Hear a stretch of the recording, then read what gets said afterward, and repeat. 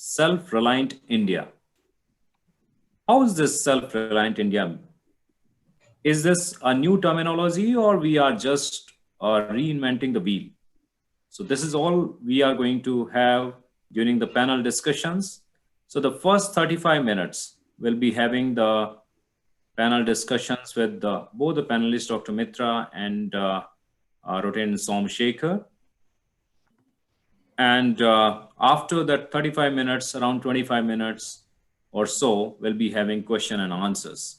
So all of you are requested to pen down your questions. You can ask when the panel discussion is near to completion from both the panelists. So just to give a quick background on Atmanirbhar Bharat, the self-reliant India is not a new thing. It's more that the focus is going to come up since we can say May 2020, which Professor Karan also shared, the 10% of GDP. I think most of you would be aware of GDP, gross domestic production. The total economy of any country is determined with the GDP. So per annum for India is 200 lakh crore is the GDP. So 10% of that becomes a 20 lakh crore, which last year, Prime Minister and Finance Minister Nirmala Sitharaman and Prime Minister Narendra Modi, both of them, they have announced on this policy, or you can say a program of self-reliant India, where there had been 5 tranches, 5 different pillars, especially on the economy revival through the infrastructure development, supporting even the MSMEs and even the big corporates through technology, and also creating a stimulus packages for these industries. And last but not least is demand generation. So you will be very happy to read all these articles online, as well as you can run through the Atmanirbhar Bharat website, which is run by Government of India. So this is the background that self-reliant India, why it is coming in prominence today, will be running through our panelists. So my first query and question comes up to Dr. Mitra. Why do we need to have self-reliance for India? Over to you, sir. Should I start? Yeah, please. First of all, thank you for inviting me. I think going by the audience, I think they're all MBA students, and I think there is more I should learn. I should have learned, and I should still learn from all of them. Then I can advise. So with that humble note, I should start, because had I had the inputs and the advice and the acquaintance of business administration people right at the outset, my journey would have been significantly shortened. I did a trial and error, go see one, find one, learn one, and then implement one. That's a really long way of touching your nose, but I had no choice. So less about that, and we'll get on with it. It is important to be self-reliant, because you're not at the beck and call of other people, and you're not forever depending on overseas help thing. And it also reduces self-respect. For example, I've been with friends who went to shops, and they'll specifically ask, do you have any imported goods? I mean, the local produce is equally good. Anything, let it be textiles, let it be food, let it be instruments, let it be anything at all. If they're proper, and it's not rocket science to make these things. Most of these are handmade, most of these are homemade, most of these are generated in small and medium scale industries. So there is nothing about foreign that needs to be brought down from these people. But that general lack of self-respect and lack of self-confidence that whatever is made here is somehow not good enough. And this goes because of the reputation. Because we think whatever is made locally is kind of faulty, is weak, is rickety, it's not solid. So only recently in the last several years, this concept has been going. When I came back to India in 75, in 95, there was this initial feeling that people somehow, there was such reliance on imported products. And whatever was available in India was, like the olden days Chinese goods. And most of you probably weren't around when we were little young kids. Japanese goods were like that because it was only, and they say, oh, this cheap Japanese things. Then only British and American goods were solid. And then slowly Japan now is top selling country.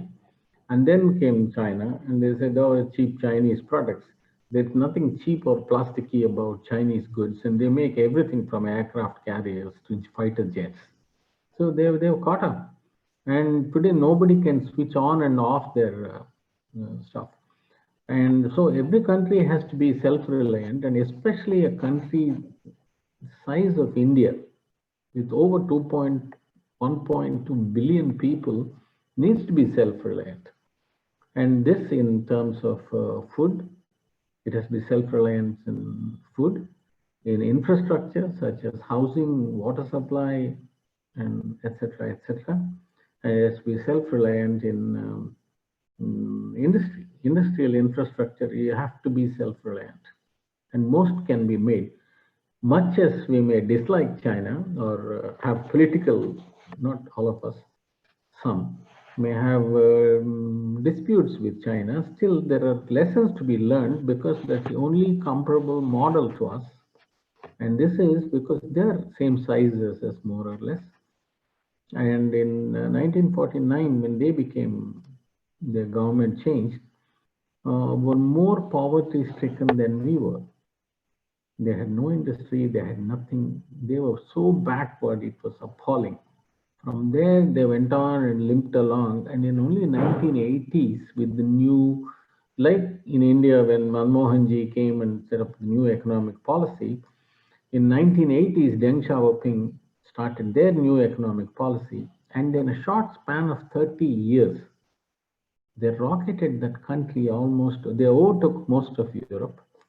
And they've expanded their economy to such a level. It has its own flaws. Jack Ma has disappeared and all those things. In spite of all that, it's a humongous economic progress. And why I'm going around explaining all this is there are models which we can take from, and once the economic infrastructure is solidly in place, then any superstructure can be built on top of it. So to reiterate without getting carried away, I think it is so important to have this self-reliant economy. And once you have this, then anything can be built. All you need is a very solid, very massive foundation. But it has one or two prerequisites, if I may take a minute. The prerequisites are the crony capitalism will have to go. That means this guy is our fellow, let's give him loans, let's give him contracts, let us give him licenses. This is what undermines the, this word has become very popular recently, crony capitalism. Means people who have given them funds during election campaigns and who are, in Tamil they'll say Nammadu, people who are our people, our boys, take care of the guys. And this we can see as in Adani's and other people today. This does put dampers on the newer people who want to compete in that area, number one. Number two, you need to encourage competition. Without competition, the self-reliance won't improve, because I've seen while I was in England, tiny, small industries producing absolutely beautiful things in surgical instruments or whatever, or components that were extraordinary. So It doesn't have to all come from mega big industries and the Tatas or Ambanis and people like that. It can come from ordinary small to medium industries, medium to larger industries, and so on and so on. So to encourage these people, there has to be financial support, and financial support has to come from banks and government institutions, and significantly chop down bureaucracy. It is the bureaucracy that puts the dampers. For everything, there is no written protocol. Nobody at any desk is empowered. I mean, that we'll discuss later. So all these are from experience. So that has to be done. And third thing is there has to be absolutely brutally stringent action on people who defraud the banks and who run away and who live here locally in absolute sickening luxury and decadence, driving Rolls Royces. I know a few in Hyderabad. I know them personally also, unfortunately. And there's absolutely nothing. You know that they're splurging on public money. And with all these going on, without rectifying these basic flaws in what you call in computer language fatal errors, without correcting these things, we cannot chase after slogans of self-reliance. To build a self-reliant India, you need to correct all these bugs. And you need to have stringent laws. In America, for example, even bosses of massive companies like Enron and things are arrested and thrown into jail and sentenced for all in the span of 6 months. Not after 10 years and after health checkups, admitted in NIMS and KIMS and SIMS and all this stuff. They were thrown and sentenced to 120 years in jail. Enron's chief executive, Ken Lay, was sentenced to 120 years. So no, every fellow will be scared to commit another economic fraud. Here, nothing. You take ₹1 billion from the banks. Most of the time, you can safely say in India, some odd guy who was unfortunate, like Vijay Mallya, had to run away to England. He would have been just as safe living in India and enjoying. We could be driving his Rolls Royce here in Hyderabad, in Bangalore, or wherever it is.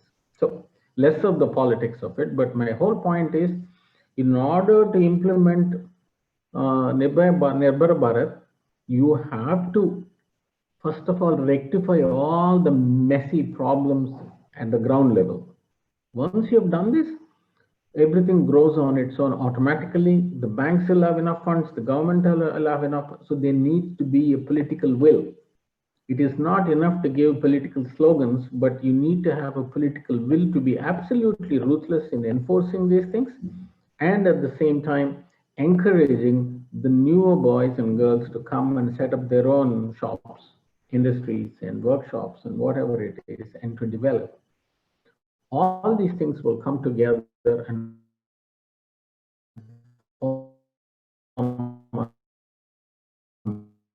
massive new And the basics which we need as youngsters, the youth of the country, we come with the high integrity, with the value system. We correct the system. It's not we only expect from the government or the people who are going with the wrong means. For sure, that's the meaning of Atmanirbhar, that we are not going to de-link ourselves from any of the global businesses, global economies.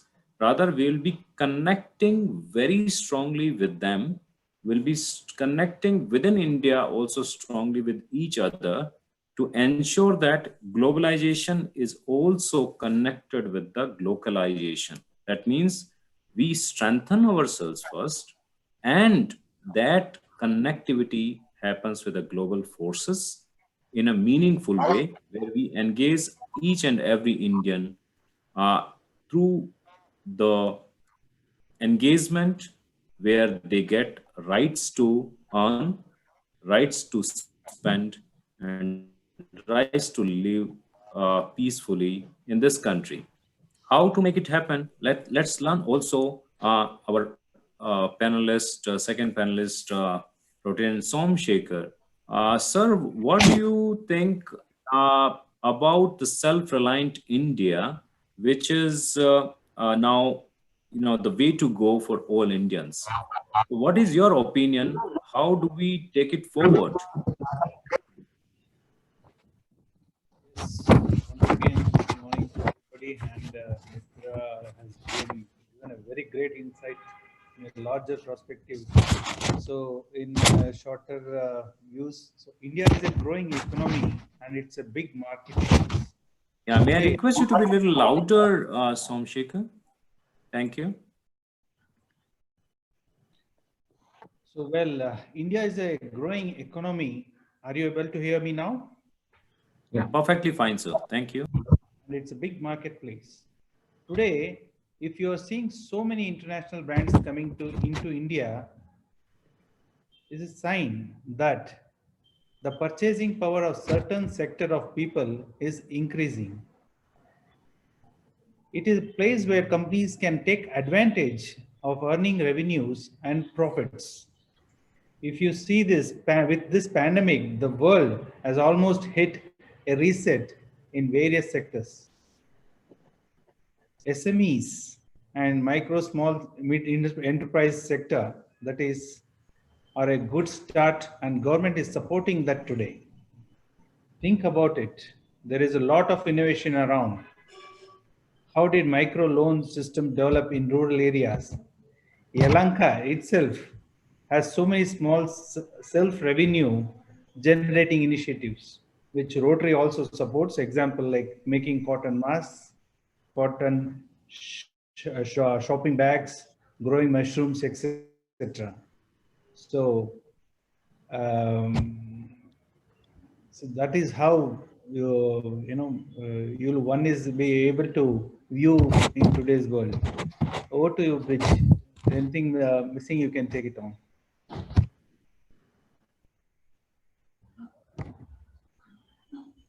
Thank you, Somashekhar. To Yelahanka youth.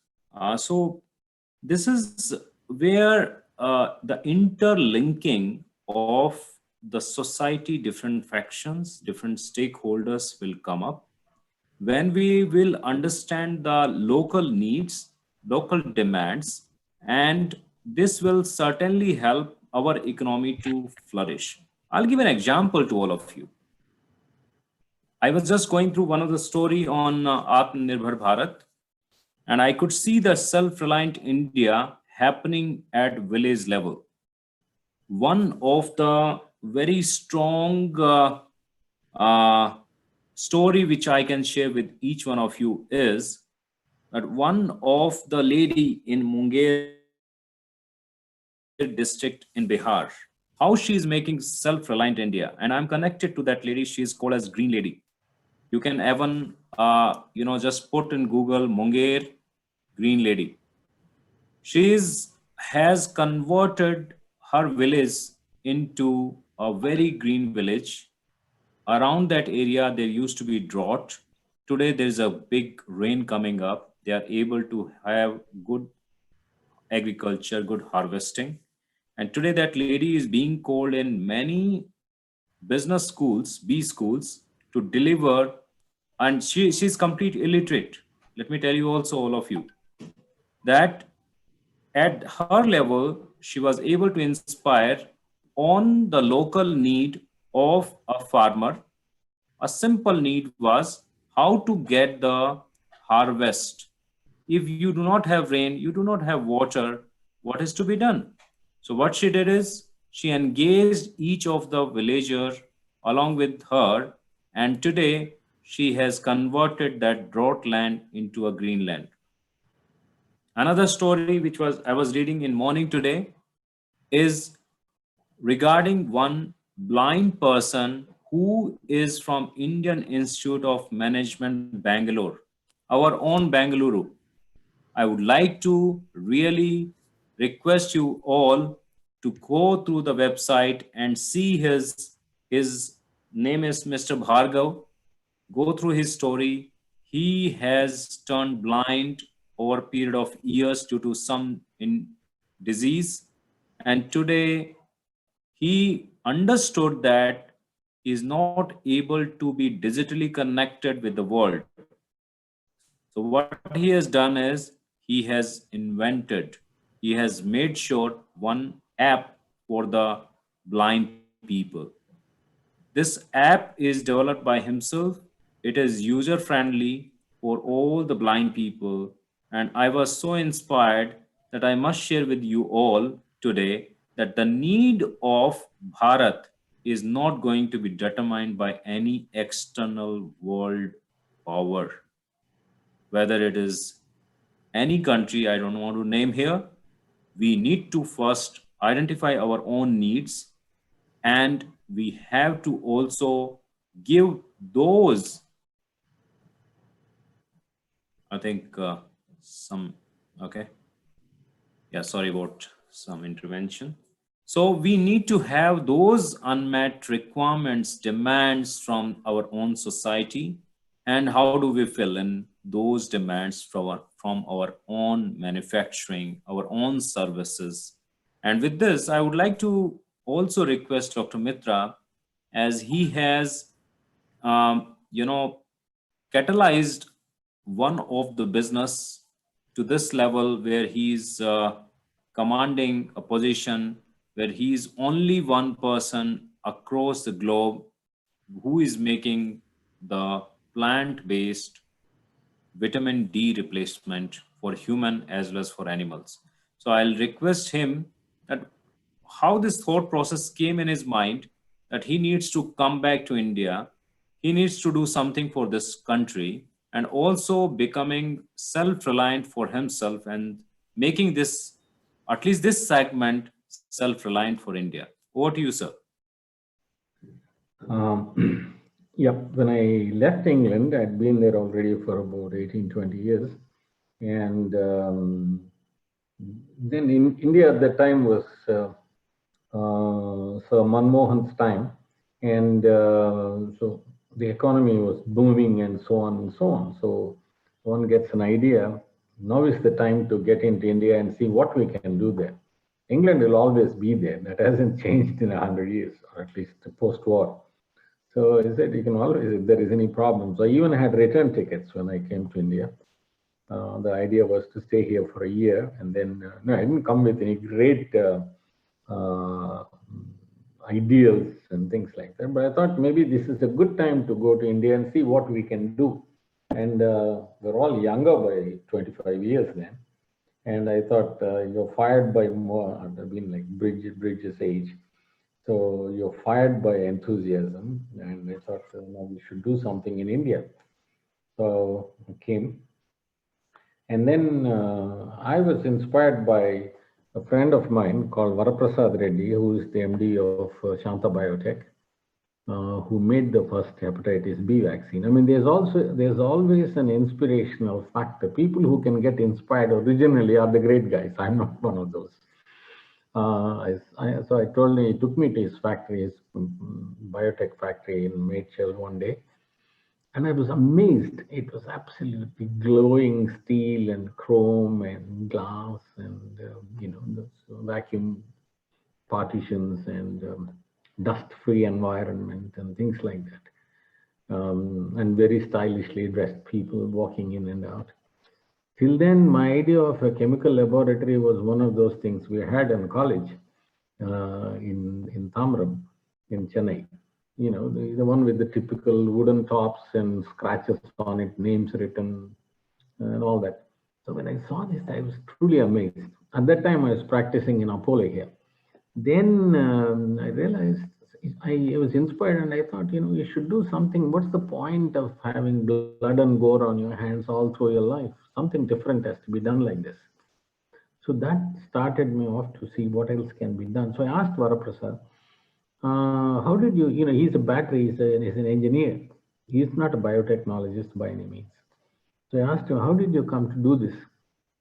And he said, now listen to some music. You're not going to do this. You go and operate. So there it ended. So that's what fired somebody's imagination. Everybody has choices in life. Either you can be fired up by a dream and go after it, or you can stay in the safe environment of whatever you're doing, because it gives you food, it gives you lots of money, and it gives you a stable life.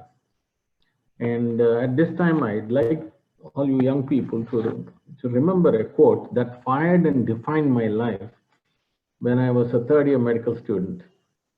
And this is a quote by a psychologist or a psychiatrist for that matter called Hans Selye. What this person says is to make a great dream come true. I have it written down in my house. To make a great dream come true, the first requirement is a great ability to dream. If you can't dream, there is no dream to make come true. And the second is faith, persistence in the dream.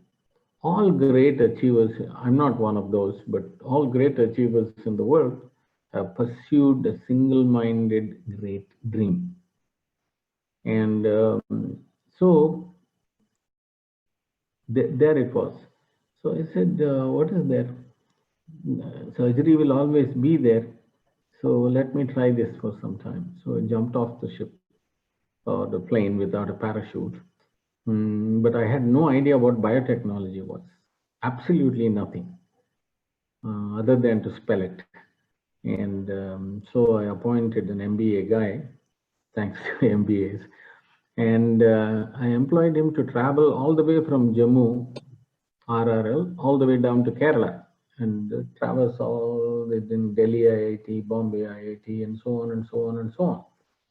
And make notes and download from the internet, and make notes and compile a dossier all about biotechnology.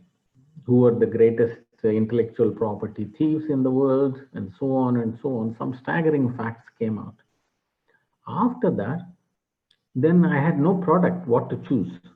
Brij mentioned vitamin D from natural source. I didn't know about it at the time. So in search of the product, I traveled the whole world literally. I met Professor Bhargava, who was the CCMB founder. He gave me a book saying that, this year you have to do.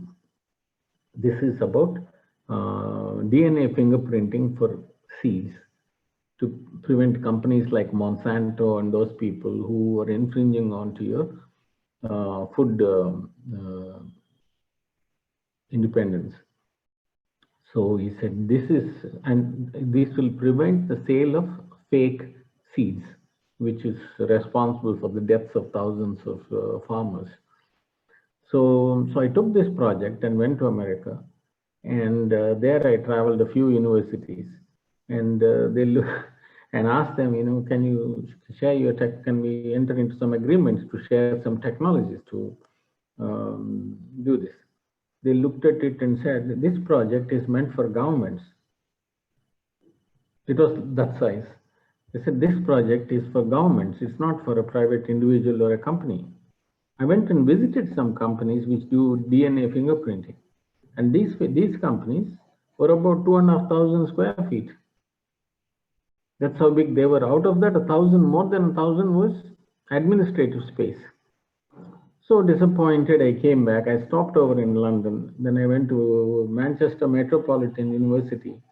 And there, they came up with proposals as how to purify water to Euro 2 standards. So immediate color vision was how to purify Hussain Sagar, which is the filthiest lake in the whole world, and try and make it into a clean, like the Blue Lake in Switzerland. These weird and hugely outlandish dreams. Then came back. And then the next thing was Biocon. Biocon were then talking about insulin. So we said, then I went to Biocon factory, of course, in disguise, I must admit now, and had a look at their facility, and instantly realized that that wasn't capable of producing insulin, because I'd seen insulin making plants, which are like Star Wars, 50,000 liter reactors and so on. Then I said, there must be a simple thing. And I found out that there was such a system in South Korea. So I took a scientist with me and went to South Korea, to Seoul, and went to their university. So, the story goes on and on and on. And that fell by the wayside and so on. And I came back. And I was making a presentation to the ICICI Bank MD, and somewhere along the thing, when you're making a presentation, you write a thing called in the pipeline. Pipeline is an unreal thing where you say, no, we have all these things planned to deliver. None of them may even exist. In that, I had this natural calcitriol from plant source. This is the only interesting part of this entire saga and journey. So we had a scientist, and the scientist was more a great salesman rather than a scientist. He was a good scientist, great teacher, but a great salesman. So he told me, this calcitriol is the magic bullet. This is a cure for all evils in the world. It can cure skin diseases, it can cure osteoporosis, it can do great things for the animal husbandry and poultry and fish and prawns and so on. So immediately I said, oh my God, this is fantastic. So what do we do? So he said, only synthetic is available at the moment. The natural source is not available because nobody has tried it. Then immediately, you want to reach the goal pretty quickly in the shortest possible way. So I asked him, how do we do this? So he said, yeah, you can extract it from the plant. I said, why hasn't anybody done it?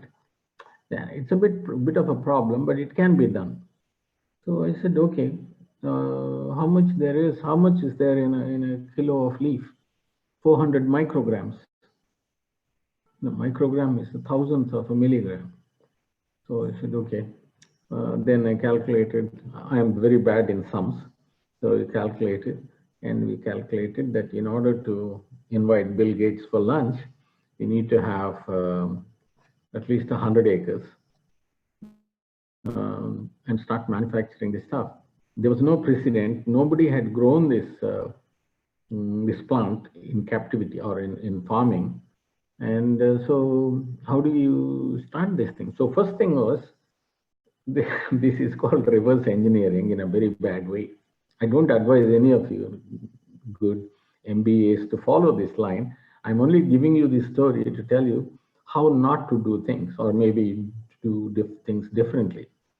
So we went and bought 100 acres of land. So when you start a company fresh and you have very rich partners, there is no shortage of money. Today we have, at that time we didn't. I was a good storyteller as well.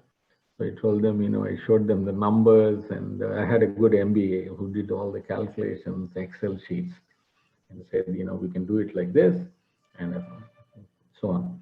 So we went and bought 100 acres of land without verifying if there is water underneath, because you check for water before you buy land.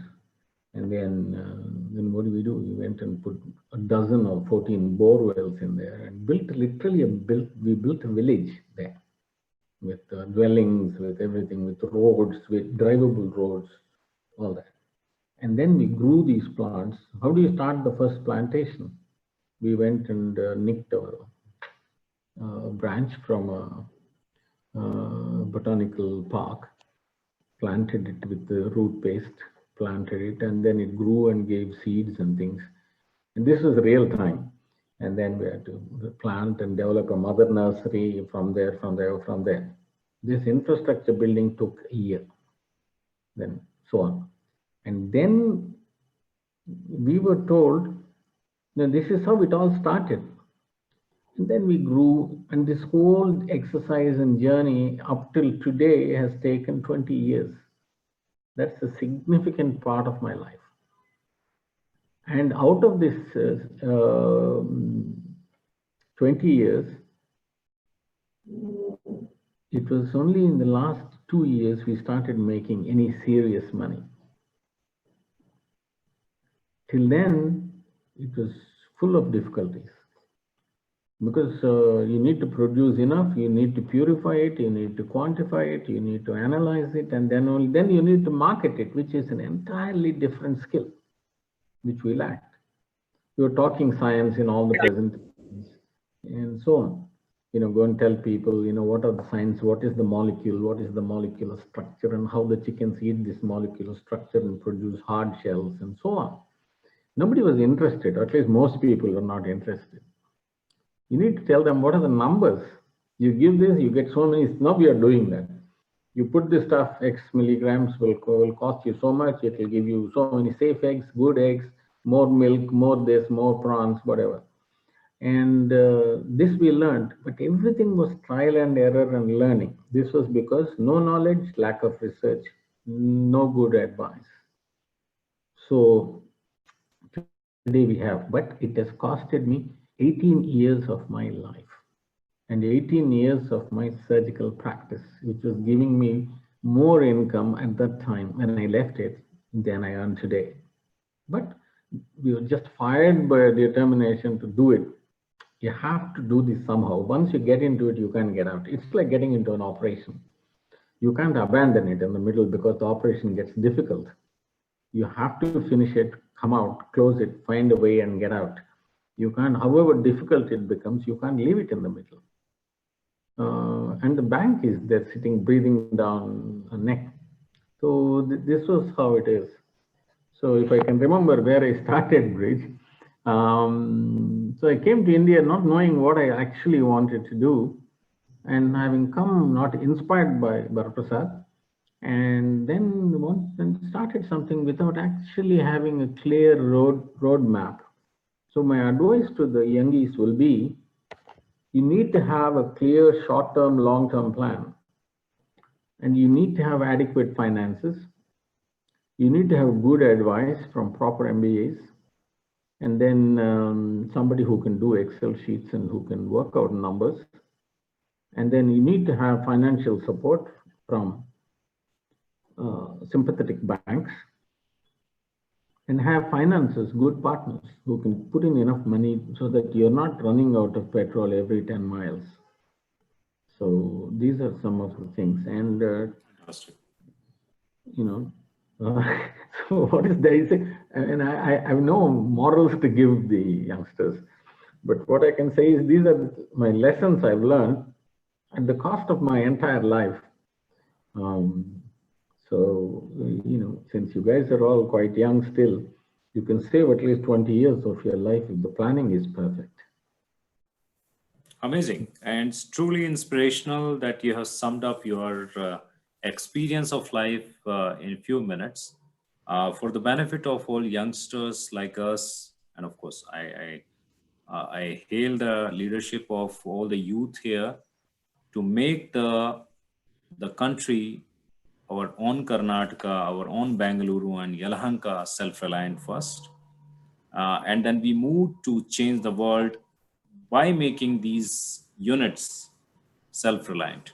And this is one of the very clear example that a professional hailing from a medical fraternity, he is a surgeon, moved into India, set up his own plant, his own conviction and very clear intent of setting up locally in India a manufacturing plant, and also developing the technology, patenting it, and making it available for not only for human but also for animals, not only for Indians but also connecting the dots to the world and making even forex by exporting from India.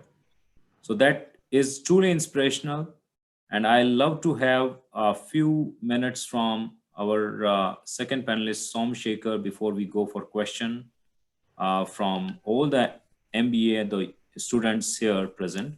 So Somashekhar, my question to you is, what really has driven you to change from a well-settled job and moved into entrepreneurship? Yes. So everything looked rosy when I started my career, but it is not the case, and it is a rough road. But when has said, when it gets tough, tough gets going. So that's the way you look at it. And we are from coming from a very humble background, and my father came to Bangalore and he was feeding 15 of his family members, joint family. And then I took after my engineering as an electrical engineer, I took up jobs in various organizations. That is when I came to know that there are kind of projects where you can become, millionaire, billionaire kind. So, and I learned about practical work, management, projects, procurement, negotiation, logistics, finance, everything. But I learned things on the go, not on instance. It has taken me almost 20 to 25 years to know all these things. So after the first thing I would like to tell people is, you need to keep looking at the opportunity. You need to seize the opportunity. So when I was working, and one of the now, I think to name a few, one Tyco Electronics is the biggest giant in electronic industry. So when I used to be working as a manager in one of the companies, so he just told me that there is small work, why don't you take it up? So that is when, my bulb got switched on. And then I took up the small job of 50. This was a matter of 30 years back, a small 15 lakhs job. And then after maybe an year, he gave me a 1 crore job in Pune. That was in German company. They used to make this wiring harness for the Mercedes-Benz cars. So this whole thing changed. It was a big turnaround, and that boosted my confidence to take up bigger jobs and bigger opportunities in life. So that is where I am telling you, keep to have to see, seize the opportunity when it comes. If I had have got shied away with that opportunity, maybe I don't know where I would have landed today. So yeah, things were going on fine. There was no looking back. So again, I think some 2013, there was a recession that time, 2008 to 13. So that is where, my contracts, my overheads were very big. I had a lot of engineers working for me, and projects, they were mushrooms of contractors, dirty competition. So these were all the challenges. So then I was looking for, the alternative, which I know in my line. So I started an industry where he was mentioning when during the introduction. So I had a panel industry of my own, and 80% of my projects work I was doing good. So after that, again the competition was tough there also. Then I had to really think what can be. Which I can make good money or easy money with my capacity and knowledge, which I have already uh, learned through these years. Then I was tied up with many companies for doing the energy audits of many big industries. So that was an opportunity where I got to meet a lot of people on the go, as I said. So then I was marketing for that company, and I got good networks with my own, database, which we have already worked. So that really helped me in again getting back on the track. So I used to do energy audits coordination with that company, like Godrej, cement industries. So this has again got me a lot of confidence. And then over the years, so and again there was a saturation at that one point that in India, as I've seen, till something goes wrong they don't bother. So to really tell them, no, it is very necessary for you to do the energy audit, it saves you, it's like a horoscope. But some corporate people could not think likewise. So after that, I had to also think of many other products which wherein India has not seen such kind of products, where I can, which I was interested basically. So then I got to know about some product from UK, where they had a solution where they can avoid, the slip falls in wet floors on dry floors. So this was a very catchy thing for me, and it was a very simple technology where India does not have the technology till now. So And that product we have been doing from almost 4 years now, and we've been saving a lot of old age people and small children at home where they have used our products. So that is how we have tried to pick up business opportunities on the way. And so in fact, has Mitra also said, the abundance of opportunity. You need to keep your eyes open and see from your what best you can encash from them. So I wish all the youngsters here a very bright future ahead, and which India awaits. And definitely there is a lot of openings in India as such. So thank you very much for giving me an opportunity to share my views on this. Thank you. Thank you, Rotary and Somashekhar. This is the panel discussion which has given all of us a very different, thought process today. That why not India? Why not all of us? We are confident. We all have capabilities. We all are hungry to grow. Why not we? So these are the learning stories today. A real story, true stories which are inspiring each one of us. Let me tell you, one of the good comment which I can see online today on our Zoom, it says, Romana Banu says, confidence is better than perfection. And that's what I could see from both the panelists. I think the confidence and conviction what they had in their stories, when the story came to in their mind, they kept harnessing that. They kept working on that, and today they are successful entrepreneur. A big round of applause from all of you to both the panelists. Amazing. So these are the stories. Why not we have, coming Yashashwani, Pooja, or Evan Navina, or Evan Priya, or Suchit Goda, Imtiaz, Rakshita, Jayashri, Upara, Vijay, and many of you, Manoj, Ramanatha, Veena, Gangadhar, Neetu, Kiran Kumar, Shilpa, Darshan, Hemant, so many, all of you, Rajesh, and I'm not able to tell everybody's name here, but why not coming forward from each one of the youth present here today? Come forward, make this country Atmanirbhar. And here we are running short of time, else there are lot many stories Dr. Mitra and Rotary and Somashekhar they have. I have a couple of stories, and we'll continue this series. We'll be having lot many discussions on this. But before wrapping up, I would love to have the questions coming from any one of you. Please raise your hand, or you can type it in the chat box. Open for questions, please. Guys, you have any questions, students? If you have any questions, please ask them right away. The panelists will be here to answer. Anyone or students online, if you have any questions, please raise your hands, or you can type the questions on the chat box and we will take those questions. If you have any questions. You guys are audible. If you want, you can unmute yourself and ask the question as well. That's also fine. Or you can send it on the chat box that we will respond to. Any questions? Any questions? Students, all of you. Any questions? Entrepreneurship, specialization.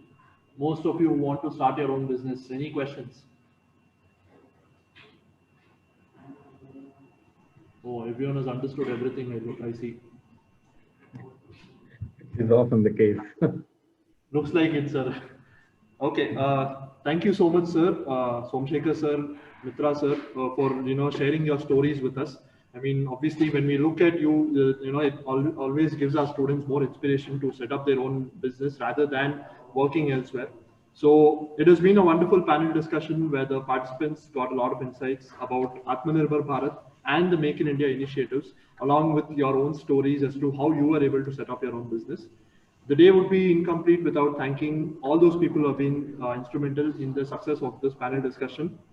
I would like to thank Dr. P. Mitra, Chairman and Managing Director, Geneva Biotech, for taking time off his busy schedule and gracing us with his presence.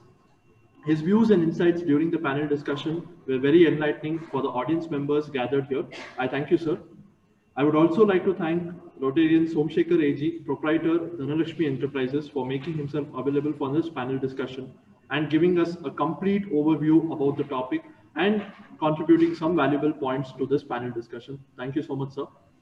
I also thank our moderator for the day, Rotarian Brij Mohan sir, President Rotary Yelahanka, for moderating this discussion and posing some very interesting questions to our panelists. Sir has been very, very instrumental in making this panel discussion happen. I thank you, sir. I would also like to thank and extend my gratitude to Dr. Vatsalaji, our Director, Shisharipam Institute of Management Studies, for being a constant support to all the faculty members and motivating us to organize this panel discussion. I also thank Dr. Vinay S., President, IIC, and Associate Professor for helping us out with the event and constantly motivating us. Last but not the least, I would also like to thank all our students for being a part of this event. Thank you so much. Thank you, sir. Thank you, everyone, for joining this event. Thank you. Thank you, sir. Thank you, everyone. Thank you, Dr. Mitra. Thanks, Somu. Thanks, Karan. Thanks, Thank you, sir. Vasla ma'am, and everyone